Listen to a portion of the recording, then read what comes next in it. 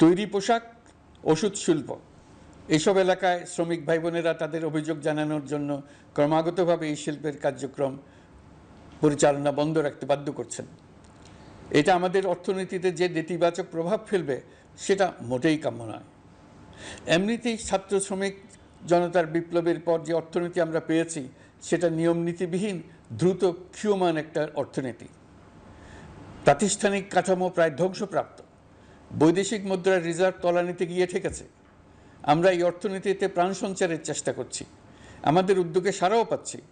ঠিক এই সময়ে আমাদের শিল্প কারখানাগুলো বন্ধ হয়ে যাক, অকার্যকর হয়ে যাক, এটা আমাদের অর্থনীতিতে বিরাট আঘাত পড়বে।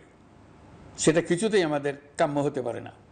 শ্রমিক ভাই বোনদের অনেক দুঃখ আছে, কিন্তু সেই দুঃখ প্রকাশ করতে গিয়ে আপনাদের মূল জীবিকা বন্ধ হওয়ার উপক্রম হলে সেটা ঠিক হবে না।